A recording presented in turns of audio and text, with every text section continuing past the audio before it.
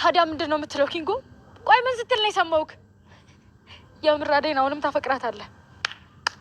በጣም ቆይ ካልፈለክ ሂድ አላልኩም? ንገረኝ ብያለሁ አላልኩም? ብለሽኛል። አንቺ ደግሞ ዝም ብሎ ጸባይሽ አይቀያየር እሺ? በውስጥ ያዝኩን ነገር በሙሉ ነገርኳት። ተራ ገረድን ማን ይፈልጋታል? ዝም በይ። የበሰራች ያለ ሩታይ ምንድነው? እስካሁን ደግሞ እኔ ስታታልለኝ ነበር። ኧረ ቅምጥ እንደዛ አይደለም።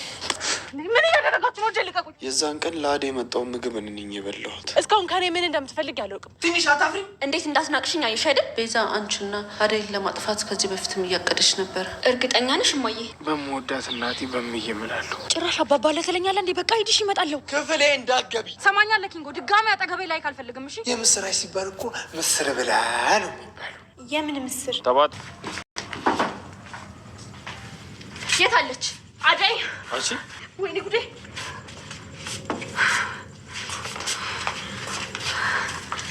ገና ኤላ ከመሄዱ ከምን ውሽማሽን ቤትሽ አስገባሹ? ዝም በይ እሺ ፍቅር። እነማን ናቸው? ለሊ ሳትዋረጂ ከዚህ ቤት ውልቅ ብለሽ ውጪ። አልወጣም። ኧረ ተይ ፍቅር። ፍቅር ቆይ እዚህ ምን ትሰራላችሁ? ቆይ አደይ ምንድን ነው የሚያልከሰክስሽ? ማለት ስለምንድን ነው የምታወሩት? እንዳልገባው ሰው አትሁኝ። ከዴቭ ጋር ያለሽን ነገር ለምንድን ነው የማታቆሚ? ቆይ አንቺ ልጅ ምንድን ነው ችግርሽ? ምን እያደረጋችሁ ነው? ልቀቁኝ። ብታልፈሻሽ ልቀቅ ያበች። ቆይ ሁሉ ለአንድ ሴት ነው? ልጅቷ ልገነጣጥሏ ነው? ዴቭ ምርጫ ይችላል። እንዴት ናችሁ? ሰላም ነው? ይመስገን። አሹዬ እንደው ስሜታዊ ሆኜ የማይሆን ነገር ተናገርኳችሁ አይደለ? አረ ምንም ችግር የለውም እቴ። በስራ ላይ እንዲህ ያለ ነገር ያጋጥማል። ጉድ ጋይስ፣ አሹ ደግሞ የፍቅርን እናት አናቷን ብሎ ደፋት። ማሰብ የማናጣ ሰዎች እንዴ ጋይስ፣ ጉድ ሆነናል። አረ ወይኔ አንቺ ሴትዮ ፊትን ማልሆነላት ነበር። ዝም ብላ በግግምና አንዱን ስመልስ አንዱን ስቀልስ እንዴው ቅጡ ጠፍቷት ነበረ። እናቴ አናቷን ብሎ ገላገለን። አይ ቅሌት! ወይኔ አሹ የሚይልጅ ፎክሮ ሄዶ ጠላት የመጣበት አስመስሎ።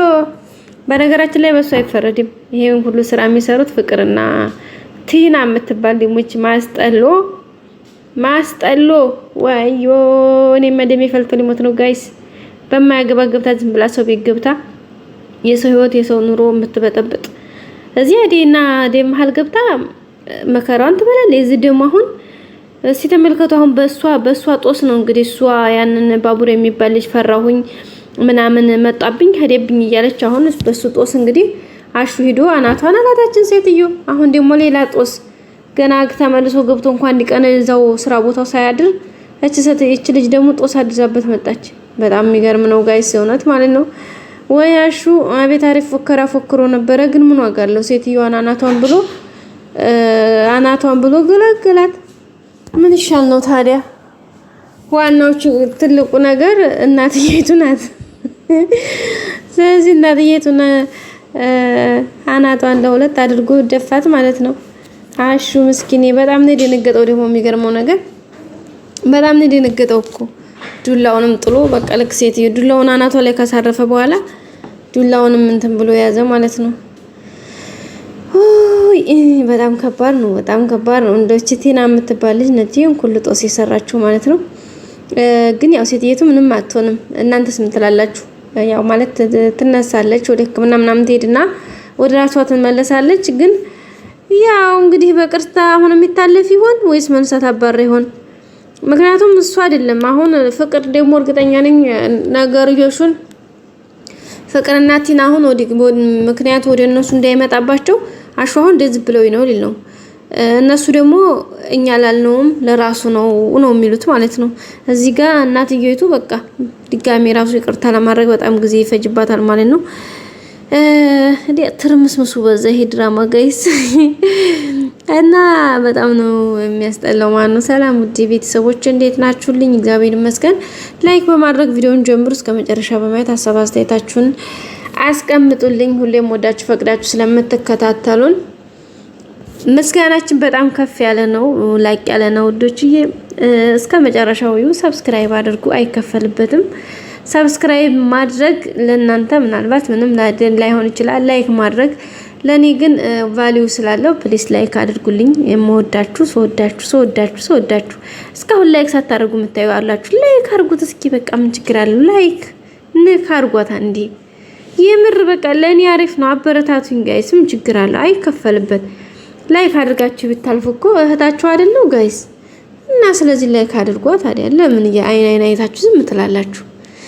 እና እንግዲህ በዛሬው ክፍል እንደያያችሁ ታሹ እንግዲህ አናቷን ብሏታል ፍቅርን እናት በጣም በሚገርም ሁኔታ መጨረሻ ምን እንደሚሆን አናቅም። ግን የፍቅር እናት ያው ምንም አትሆንም በእርግጠኝነት ይሄን ያክል የከፋ ችግር ደርስባታን ብለን አናስብም።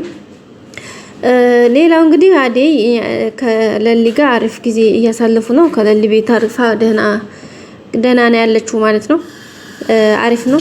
ሮማንና አሹም ያው እንግዲህ ባለፈው ክፍል ሮማን ጥሏት ሩታ ጋር ስለነበረ አሹ ተናዳ ጥላው ሄዳ ነበረ። ያው ቤቷ ድረስ ሄዶ ይቅርታ ጠይቋት ያው ተስማምተዋል ማለት ነው። ሌላው እንግዲህ ለሊና ባቡሬ ናቸው። ለሊና ባቡሬም አሪፍ ነው ያሉት ሁኔታ ማለት ነው። ባቡሬ እንግዲህ ፍቅር ገብቶለታል ከለሊ ማለት ነው። በቃ በአንድም በሌላ መልኩ ነገሮችን እየነገራት ነው። ሌላ ደግሞ በጣም ያናደደን ፓርት ኪንጎ ነው። ኪንጎ እንግዲህ እችን አፍቃሪውን እንግዲህ እሷ በዚህ ልክ ስለወደደችው ብቻ መልሶ እሱ አደይ እያለ እስካሁን ድረስ ከአደይ ስራ አልጠፋም ማለት ነው። እንግዲህ ለአደይ ምን ያክል ፍቅር እንዳለው እንዴት እንደሚወዳት ኢቭን ወደፊት እንኳን የራሱን ህይወት ጀምሮ መቼም ሊረሳት እንደማይችል እያወራት ነበረ ማለት ነው። እሱን ሲያወራ ደግሞ ከኋላ ሆና እሷ ሰምታው ነበረ ማለት ነው ቅምጥል። ከዛ በዛም እንግዲህ በጣም ነው ተናደደችበት፣ በጣም ነው ያዘነችበት፣ በጣም ማለት ነው በጣም ነው የከፋት በቃ ከሚባለው በላይ። ምክንያቱም እሷን ፊት ሌላ እያላት ነበረ። እሺ እንጋባለን ሲላት ነበር ባለፈው እንዳያችሁት። ግን ደግሞ መልሶ አጋጣሚ እሷ ከኋላ ሆና እየሰማችሁ ለአደይ ብዙ ነገሮችን ሲሰማችሁ በዛም እንግዲህ በጣም ነው የተናደደችው በጣም ከሚባለው በላይ። ሌላው ደግሞ ዳይመንድ እንግዲህ ባቡሬ ባለፈው ለሊን ሰላም ሲል ዳይመንድ አይታችሁት ነበረ። እንዴት ሰላም ትላታለህ አይነት ነገር ብሎ ነበረ። ዛሬ ደግሞ እንግዲህ ሮማንን ሰላም ሲል ከዛሬ ቀጥለሽ ሮሚ ሄሊ ሰላም እንዳትዩ እያላት ነበረ። እንግዲህ በጣም ነው ኦኬ ብድር በምድር መሆኑ ነው እንደ እያለ ነበረ። ባቡሬም አዎ እያለ ነበረ። ዳይመንድም ሁሉም የራሱ ግልከላ ላይ ከሆነ ግልከላ ነው። ሌላው ደግሞ እንግዲህ የፍቅር እናት አደይን ሄዳ ይቅርታ ጠይቃለች። ለሊ ቤት ድረስ ሄዳ ይቅርታ ልጄ እንግዲህ መስሎኝ አስቀይሜሻለሁ፣ ተከፋሽብኝ፣ አዘንሽብኝ አይደል? በጣም ይቅርታ እባክሽ ከልብሽ ይቅርታ አድርግልኝ ብላታለች። አይ ችግር የለውም እትዬ እውነታው ስለተገለጠ ደስ ብሎኛል። አንቺ ምንም አላጠፋሽም። ይሄን ሁሉ የሰራችሁ እንግዲህ ቤዛ እንደሆነች አውቃለች ማለት ነው። ያው እንዴት አወቃችሁ ስትላትኝ ሁሉንም ነገር ዴቭ ነግሮኛል። ስለዚህ በጣም ይቅርታ የማይሆን ነገር ነው ያደረኩትኝ ብላ እንግዲህ ይቅርታ ብላታለች። ተጸጽታ እንግዲህ አደይም ይቅርታውን ተቀብላለች። የፍቅር እናት ያው እንግዲህ ከሱም በተጨማሪ ቤት ውስጥ ማንም የሚታዘዛት ሰው የለም። አንደኛ ቤዛ ጠፍታለች ወዲያውኑ። ምክንያቱም አደይ ከቤት ስትባረር ወዲያው ነገርዮሽ እንደሚታወቅባት ስትነቃ ከቤት ጠፍታለች። ከዛ ቤት ውስጥ ደግሞ ማንም አይነት ስራ የሚሰራ የለም። ፍቅርም እንደማታዩት ተተንኮል ውጭ ሌላ ነገር ስራ ሙያ የለም፣ አታውቅም። ሌላ ሲቀጥል ደግሞ ሩታም ያው ቀበጥ ነገር ነች እንጂ ምንም ቤት ውስጥ እየሰራች አይደለም። የተሰራውን እንኳን አቅርባ መብላት የማትችል ልጅ ነች። ስለዚህ አሁን ሰራተኛ ያስፈልጋታል ማለት ነው። ያንንም ምክንያት በማድረግ እንግዲህ ይቅርታ ብላለች። ሌላ እንግዲህ አሹ ዛሬው ይቅርታ ተደርጎለት ወደ ስራው ከተመለሰ በኋላ ዛሬውኑ እንግዲህ አናቷን ብሎ ቁጭ አድርጓታን ሴትዮዋን እንደሚፈጠር ፈጣሪ ጋር ማለት ነው። አሹ የሚልጅ እንዴት አይነት ፉከራ እኮ ነው ሲፎክር ጠላት የመጣበት የአገር የተወረረ አስመስሎ ከዛኛው ጎራ ዘለለ መጨረሻ ላይ እንግዲህ ሴትዮዋን አንቺ ተቀበይ ብሎ ቀው ሰጣም ማለት ነው።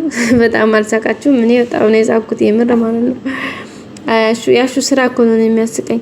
ሌላ እንግዲህ ቲና የምትባል ልጅ ዴቭ ጋር እየሄደች በጣም እያስቸገረች ነው። ዴቭም ከዛሬ በኋላ እዚህ ግድም እንዳደርሽብኝ ብሏታል፣ በእናቱ ፊት ማለት ነው፣ በሴትዮዋ በፍቅርና ፊት። በቀጣይ ክፍል በአዲስ ቪዲዮ እስከምንገናኝ ሰላም።